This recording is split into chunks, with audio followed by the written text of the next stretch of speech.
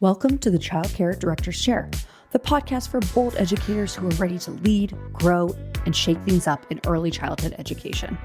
Whether you're a teacher eyeing that lead role, a lead stepping into leadership, or a center owner dreaming big, this is your space to grow with purpose and leave your mark. Hosted by heart-centered leadership coach Erica Saccoccio, each episode brings you real talk, actionable tools, and a contagious laugh or two, all designed to help you step into your next level with confidence. So pour your coffee, pop in those earbuds, and take your seat, because your leadership journey starts right now in the Child Care Director's Chair. Hey guys, welcome back to the Child Care Director's Chair podcast. It's your girl, Erica Saccoccio. And as always, we have an amazing episode for you. I want to ask you, have you ever watched children play deeply, really be engaged in play, and ever wondered, should I step in, or should I ask a question, or am I supporting their learning or accidentally taking over? For many educators, that's a balancing act of what play-based learning looks like. We believe in child-led play, but in the moment, it can be challenging to know when to guide, when to observe, and when to simply just trust the process. And today's conversation is all about helping educators build the confidence to do just that. Joining me today is Veronica Green, an early years consultant, speaker, and passionate advocate for child-led learning. Through her work, Veronica helps educators strengthen their observation skills, respond intentionally to children's ideas, and create learning environments where curiosity, creativity, and confidence can thrive. So welcome to the show, my friend.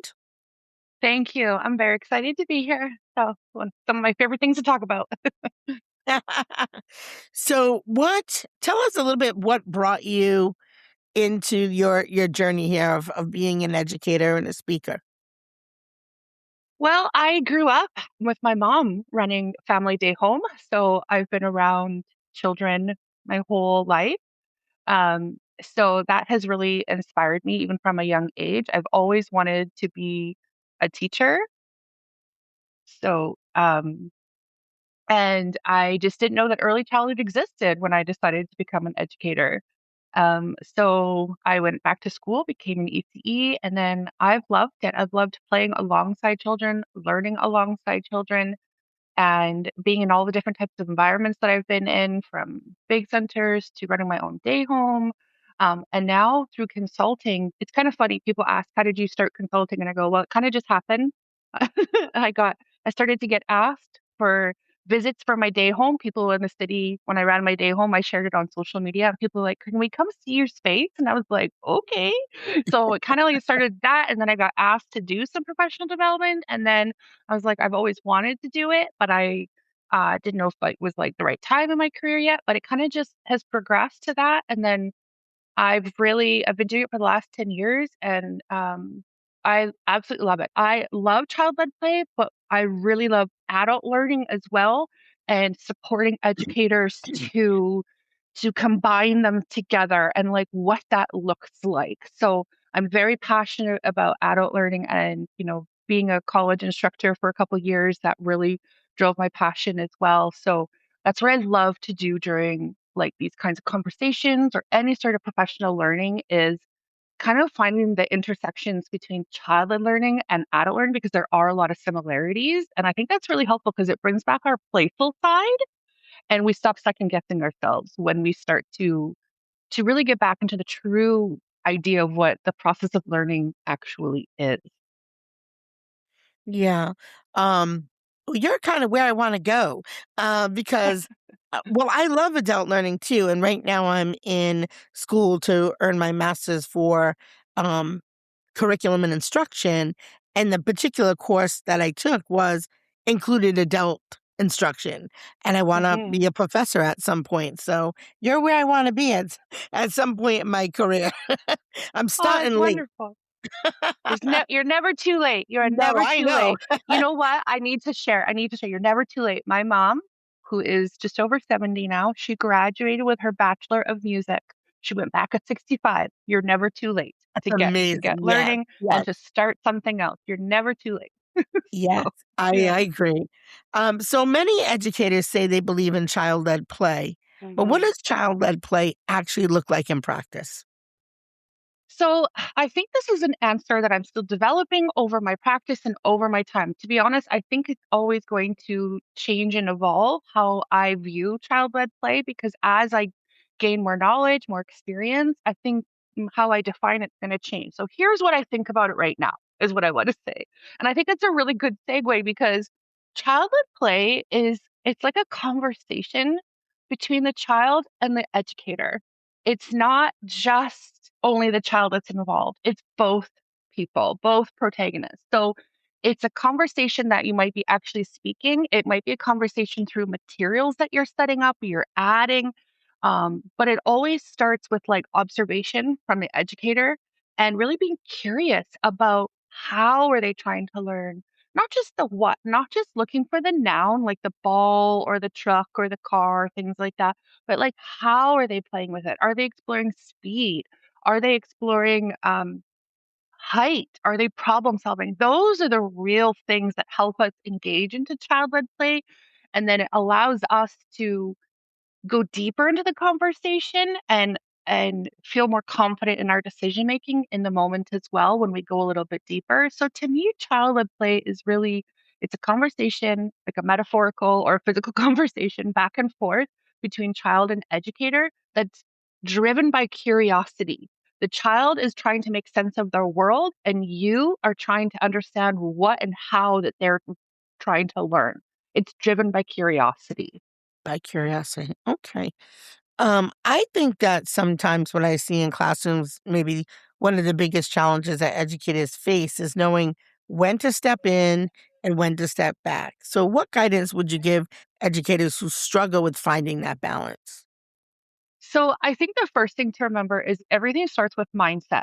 So if we are coming into it with curiosity, curiosity is not outcome driven. Curiosity is where is this going to go? And I'm going to follow the lead. So when we are observing children, I would suggest to start looking for like the verbs instead of just the noun, looking for those actions, for those deeper, bigger ideas that they are trying to understand. And how are they trying to do that? It helps you gather deeper information for your observation. Because if your observation in the moment is only looking at only the materials or only looking at, okay, they're playing with a ball, then we start going, I'm going to do ball painting. Then I'm going to start doing this, right? But in reality, what are they actually doing with the ball? And that will help you understand better. And that leads to knowing, should I step in or should I not? So to be honest, it's a bit of like a gut feeling. You have to learn how to be comfortable with uncertainty and knowing that your answer or your response may be accepted or not be accepted, and that's okay. And but it allows you to build on your ability to trust your own decision making. So, and that all comes from curiosity. So, when you're observing, if you're starting to gather that information more in depth, you're going to start to see some connections. You're going to be like, hey, I see them, exploring speed and height, and they're problem solving. They're adding different more blocks to their ramps because they're exploring height, right? Fast and slow. Okay, so if I'm starting to see that, then what might I add? What might I say? Or what question might I use to extend this experience? So it's really about gathering your observation, trusting your gut too. To be honest, you're going to ask a question and the children aren't going to respond sometimes. And you just have to go, okay, that's just a more opportunity for you to keep observing. That's all it is. So as long as your questions are like based on what they're actually doing, like in the spontaneous play, like in the spirit of play, so using like open-ended questions like I wonder, I notice, those give you like open-ended Yeah. prompts. The cautionary thing, and I was sharing this a little while ago, is that sometimes we can feel the need to speak. We feel pressure to speak. We feel like, oh, we have to say something right now. And that is when it can turn into using assessment style questions like, what color is it? How many blocks are you using? What are you making? And that can interrupt play. Hmm. So if we start with observation and get curious about that, that's going to take us down a different path to be more in alignment with what's actually happening using like I wonder, I notice, right? I'm curious what you're trying to explore here. It's okay if you don't know the answer. That's okay. But when we start to feel that pressure, we can start to turn into more quiz style or assessment style questions because then we feel like we have to talk. And that can, like I said, interrupt their play. So it's really about trusting your gut and looking deeper for the observation because that will give you better info to respond, to respond better. And then, like I said, I've done all of that. I've responded with things and then the children just didn't use it and that's okay. That happened. So it's a research process, right? Yeah. It's give and take, it's back and forth. Yeah. So you said, observing the play. So when the educators are observing children's play, what are some key things that educators should be looking for that might help them better understand what their children are thinking or exploring or trying to accomplish? Like if we're not asking questions straight out, what is maybe some strategies? So as I said before, like if you start, oftentimes I did this as well. We ended up focusing only on the noun. Like we end up focusing only on the blocks, the dolls, the cars, the balls. However, though, we need to know what they're using, but we want to actually go deeper into how are they using it and what are some of the bigger ideas, right? If we believe that children learn through play and that they're trying to make sense of their world, they're trying to develop theories, understand concepts through play, we have to start looking for some of those, right? And that comes through in observing. We're not making interpretations yet, we're gathering information. So to help us make interpretations, we need action words. So for example, when I was in a under two room, I was developing my skills for observing and I walked into the room. I did not do a traditional anecdotal observation because I was like, I was trained how to do that.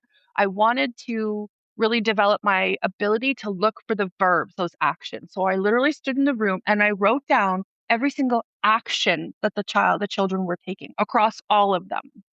So I noticed that they were playing with pieces of cardboard and like gourds, like squashes and things like that. Hmm. And so typically we get stuck on that stuff, right? That's not wrong. But what are they actually doing with it? So I noticed that they were, you know, shaking it at, they had a piece of cardboard and they had a gourd inside and they were shaking it at like waist height. This is a toddler shaking it at waist height. And then they lifted it up and started shaking it above their head. I noticed that there was very large pieces of cardboard and they were rolling the gourds down and exploring with speed, right? So I was writing all these actionable things down. And this helped me to really truly see what they were at, what skills were they trying to explore, what concepts, what schemas, how are they applying their interests, right? They were doing lots of exploratory play. So that means it needs to be very open-ended. So my observation then gave me better info to be able to interpret it. And so then I use these lenses, I call them the emergent play lenses of what concepts, what schemas, interests, and skills. So I put my observations through those lenses to help me have a better understanding of what is actually going on. And that informs me how I respond. So in that example, with all the actions that I saw them doing exploring concepts of like speed, right? And I saw them exploring weight and balance. And then their interests, their types of play that they're exploring it through are a lot of exploratory play, sensory play, because they're under twos. Things are going in the mouth, right? And then the skills that I see is that they're testing balance and coordination and, force. They're developing muscles, right? And plus there's lots of emotional regulation through all of this. So all of that then helps me to go, what kinds of materials might I add to the environment? What kinds of descriptive statements might I say in the moment, right? So when we have deeper observations, more detailed, action focused, along with the nouns, what are they using?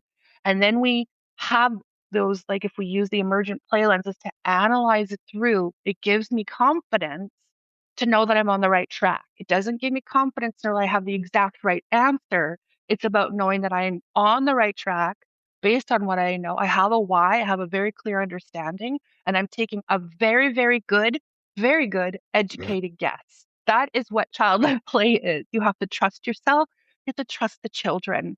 And when I started embracing that into my practice, like in the moment sitting in the block area or even how I was, setting up the environment, responding to the children, it not only built my confidence in my own decision making, like my own professional judgments, but it also it gave me my time back. It gave me energy back. I didn't feel like I was an entertainer, like a cruise director anymore. That's what it felt like for a while. And then I started to see how the environment can work with me.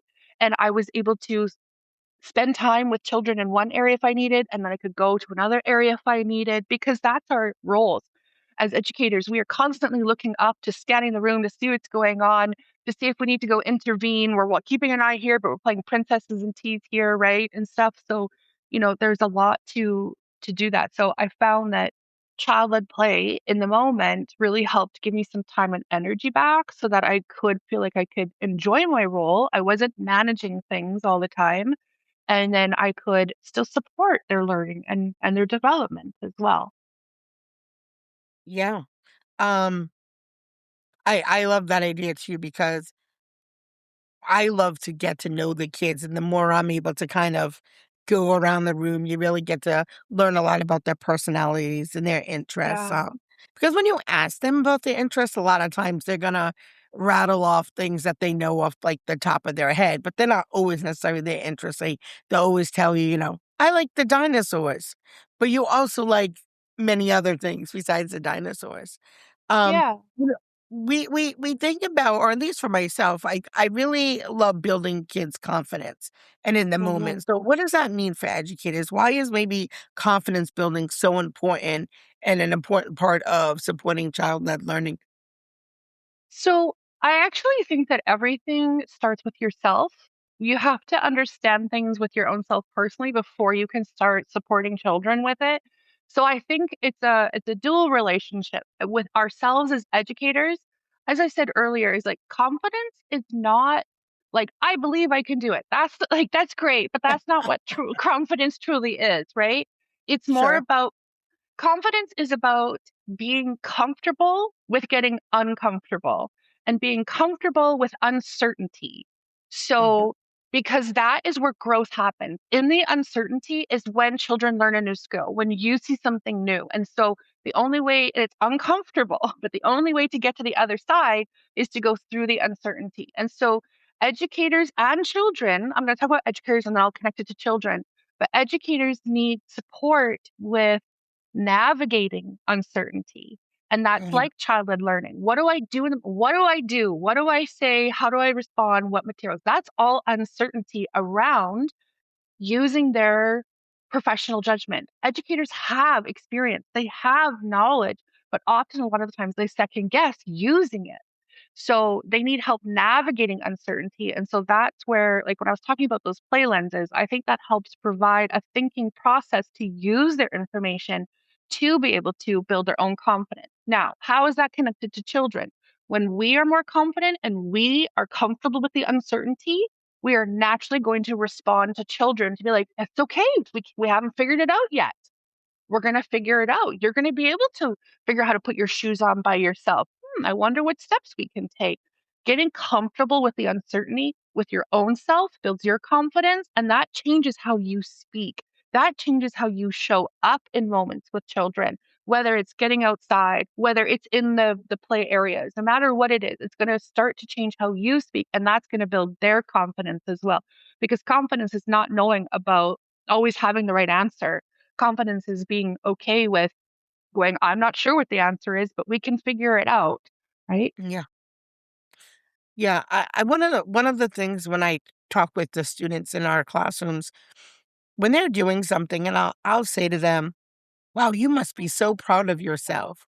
I like them to really, like, not always have to seek validation from the adult in the room.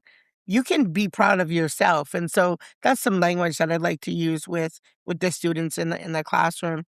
I Yeah. think too that educators sometimes feel like, particularly now, feel really pressured to make sure that learning is visible and measurable, Mm. especially in play-based, right? Because a lot of times it's like, "Well, what are they learning?" Right? How can they recognize and communicate the learning that is happening naturally through play? So again, I think it goes back to how you observe, how you gather that data, how you're interpreting your observations, and then And then while you're doing that, while you're sitting there in the block area or the house there, wherever you are, you're going to start taking photos. You're going to start taking videos of them. You're going to be collecting those artifacts to make the learning visible through a visual process. Making the learning visible can be through text, through voice, through picture, through audio, through video, all those kinds of things. And so it's up to you how you choose to put them together. But I know, like, so let's take end of the day, right? We have 90 seconds or so with parents while they're picking up their kids and getting out the door. It's very quick. So I like to consider, like, what's a really special moment that I want to share with them, right? So we can go beyond, they had a great day and they played and they had fun, right? So it's like, maybe I can think about what happened in the block area. How might I say that? I call them like a sound bite. How might I form a 1 or 2 sentence to show here's what they did, here's the connected to the learning, and then, and say that to them. So I can do that in 90 seconds. Like, oh, today we were in the block area. Little Johnny was super excited. We were exploring speed and he was really problem solving, coming up with lots of different ideas of how to make these cars go faster. We worked together on creating taller ramps and he could check to see. And he was, even he did like a little tally mark or whatever, depending if they're older, right? Or if they're younger, we could just be like, they were super excited when their car won and it went faster because he raised the block. So we can get more descriptive again. And when we start seeing our observations more descriptive, that changes how we speak about it as well. It builds your confidence for that. And to be honest, I think educators have a lot of this information. They're just afraid. They're just fear they're getting it right or wrong. So that's like a way to do some documentation at the end of the day. When you're using documentation to make the learning visible, like throughout your practice, again, I would say start simple. Don't go online and start looking at all the Pinterest boards or the documentation boards. That can be really overwhelming, to be honest. It can feel like you're not doing it right or enough. That's not what it is. Documentation is literally making the thinking and learning visible. So you could do that with a sentence. You could do that with a paragraph. You could do that with a picture. Combine them. That is documentation. Start where you're comfortable with, and then you will grow as you keep going with it. So I think it's really about just trying to figure out what are they trying to discover. And that's where those emergent play lenses come in handy because it's looking at the bigger picture ideas. What concepts are they actually trying to explore? Schemas are how are the repetitive actions, like how are they trying to make sense of those concepts? And like interest is the types of play that they're doing that through. And then development is like the skills that they are exploring. So when we're analyzing it, we're going to have much clearer information to use in our planning and to use in our documentation as well. It really starts to trickle down because they're not separate. It's all highly connected. So I wouldn't start thinking that you need to do a big panel. Start with like a photo and a little paragraph and see how could I word this differently that it's beyond, that it's not just the noun. Oh, we played with cars today. It's like try to go a little bit more in depth and then it's just going to start to flourish, right? Trust yourself that you can figure it out. Yeah. Yeah. So many of us use a parenting app, and that's such a great place to really Hmm. get that practice, right? You're typically sending a photo anyway. So really just think about what is the language that's going with that photo to really Yeah. capture. Um, so as we start to wrap up, let me ask you this. In today's early childhood environments, where there's like this tendency to rush from activity to activity, how does slowing down impact children's learning and maybe even help them with their creativity and problem solving? Well, yeah, I think if we feel rushed, then they're going to feel rushed, right? I know, like I said, I felt like I was a cruise director or a play entertainer there for a while. As soon as they were done playing with something, I would tidy it up and I'd put something else out. And it was exhausting. So when I started Mm, to embrace this idea of what happens if I leave it out for the morning? What happens if I leave out this play set up for the day? What happens if I leave it out for the whole week, a month? That's how you get your time back. That's how you slow things down. And that's connected to theory because children need to repeat, repeat, repeat to be able to make sense of things. So if we are constantly changing out activities and instead moving towards more like experiences, that slows us down. Activity feels quick. Experience can naturally help us slow things down. So when we leave things out, that gives children opportunity to go back and go deeper into their ideas. It gives you time to observe further into that because we're not just a quick and done. We're not looking for we're not trying to get to an outcome. There's no end destination. It's a keep gathering of info so that it's like deeper layers and better understanding and just you're just keep moving forward. It's not about a final destination. That's not what we're trying to get to. And I think when we start to think that way, believe in ourselves and start change evolving our practices and building your confidence through it, that you're going to start to see children flourish in their own creativity, in their own problem solving, because you're going to learn to step back and you're going to learn to be like, what is the conflict that's actually happening right now?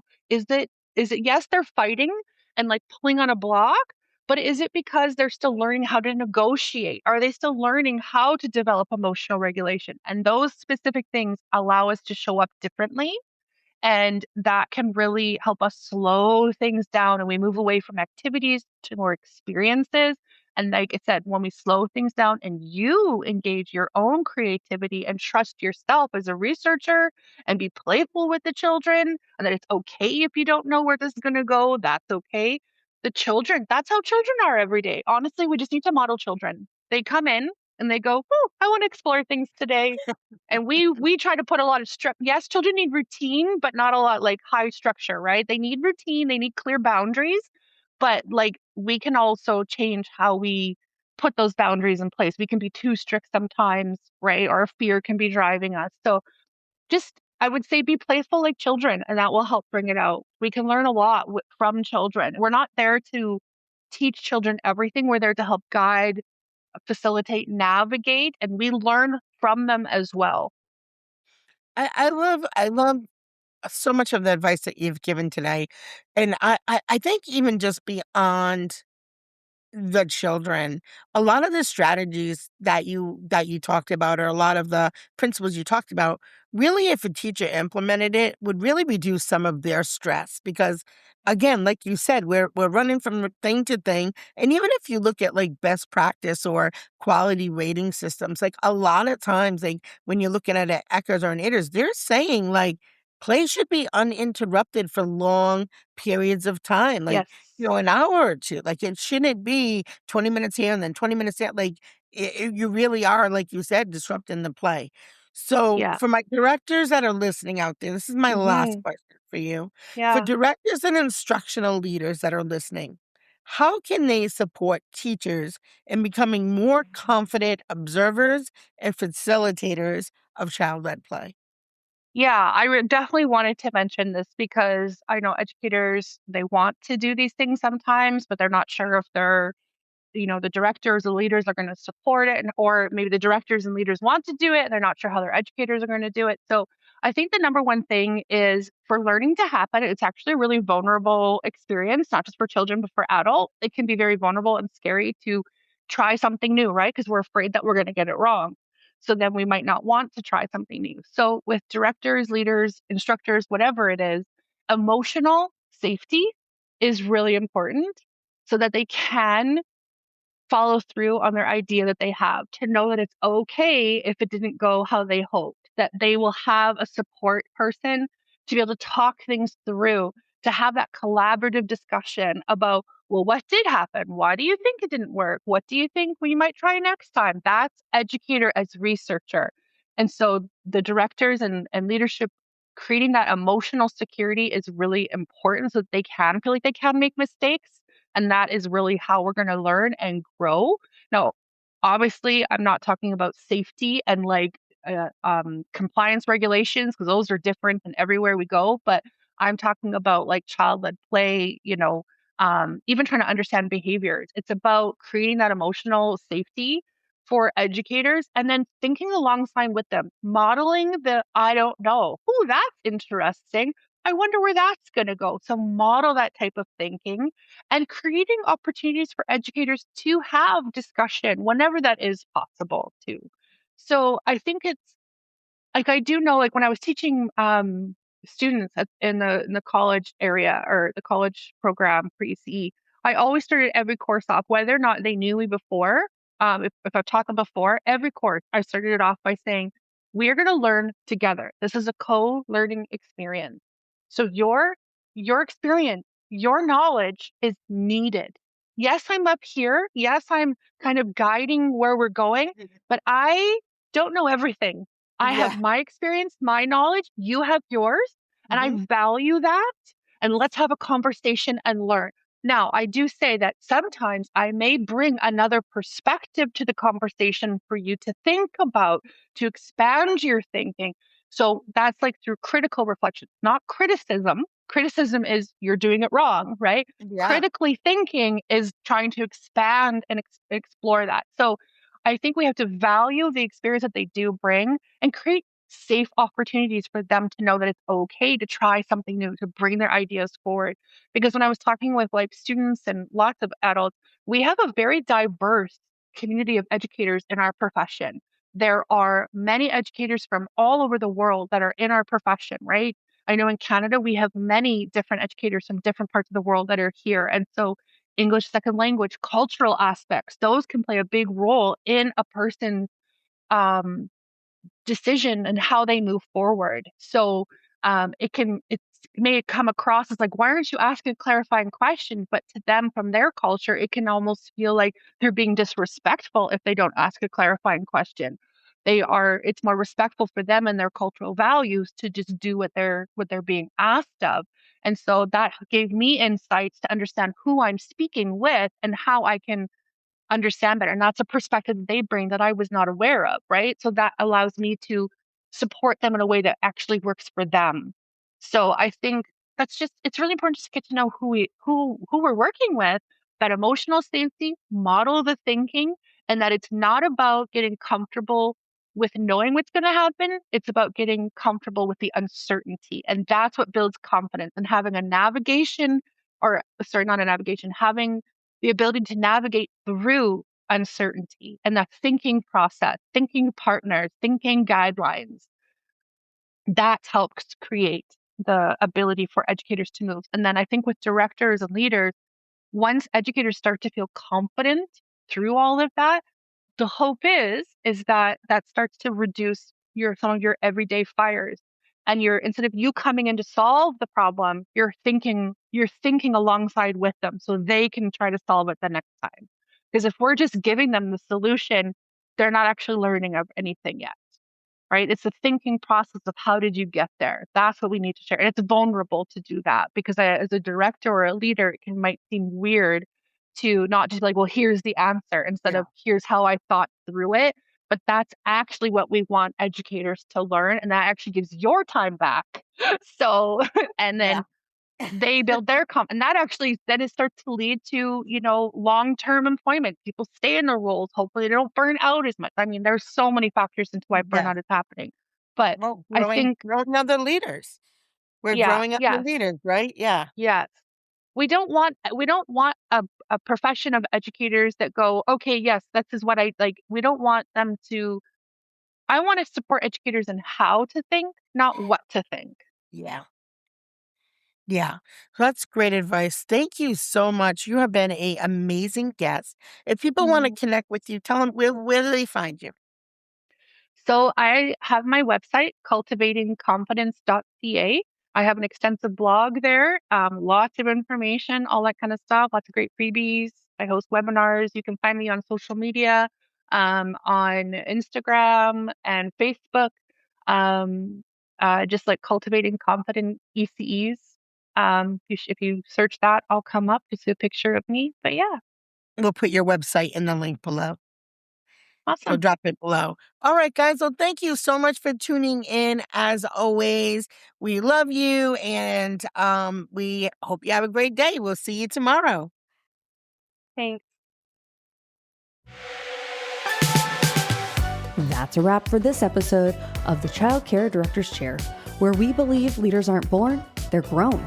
If something sparked for you today, share it, shout it out, or pass it along to the next bold changemaker in childcare. Don't forget to subscribe, leave a review, and stay connected with Erica Saccoccio for more real talk leadership tools and a whole lot of inspiration. Until next time, lead with heart, grow with fire, and always remember, the chair is yours. Now own it.